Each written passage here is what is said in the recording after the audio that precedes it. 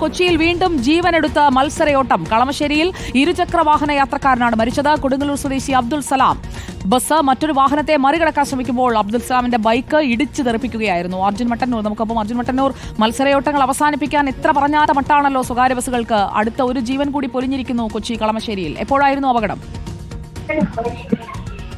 അല്പസമയം മുമ്പാണ് കൊച്ചി കളമശ്ശേരിയിൽ അപകടമുണ്ടായത്. എറണാകുളം ഭാഗത്ത് നിന്ന് ആലുവ ഭാഗത്തേക്ക് പോവുകയായിരുന്ന രണ്ട് സ്വകാര്യ ബസ്സുകൾ തമ്മിൽ മത്സരയോട്ടം നടന്നുവെന്നാണ് പ്രദേശവാസികൾ പറയുന്നത്.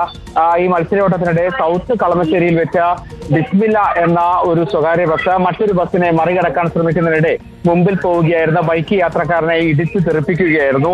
തുടർന്ന് ബൈക്ക് യാത്രികന്റെ തലയിലൂടെ ബസ് കയറി ഇറങ്ങുന്ന സാഹചര്യവും ഉണ്ടായി. കൊടുങ്ങല്ലൂർ അത്താണി സ്വദേശിയായ അബ്ദുൽ സലാമാണ് മരിച്ചത്. 41 വയസ്സാണ് പ്രായം. ഇതാദ്യമായിട്ടല്ല ഈ മേഖലയിൽ ഇത്തരത്തിൽ മത്സരയോട്ടവും അപകടങ്ങളും ഉണ്ടാകുന്നത്. തുടർക്കഥയാവുകയാണ്. പ്രത്യേകിച്ച് രാവിലെ ഓഫീസ് ടൈമാണ്. വലിയ തിരക്കുള്ള സമയത്താണ് ഇത്തരമൊരു അപകടം ഉണ്ടായിരിക്കുന്നത്. എറണാകുളം ആലുവ റൂട്ടിലോടുന്ന രണ്ട് സ്വകാര്യ ബസ്സുകൾ തമ്മിലാണ് മത്സരയോട്ടം ഉണ്ടായത്. അതിനിടയിലാണ് ഒരു ബസ് മറ്റൊരു ബസ്സിനെ മറികടക്കാൻ ശ്രമിക്കുകയും അതിനിടയിൽ ഇത്തരമൊരു അപകടം ഉണ്ടാവുകയും ചെയ്തിരിക്കുന്നത്. എന്തായാലും തൽക്ഷണം തന്നെ ഈ ബൈക്ക് യാത്രക്കാരനായ അബ്ദുൽ സലാം ഈ സംഭവ സ്ഥലത്ത് വെച്ച് മരിക്കുകയാണ് ഉണ്ടായത്.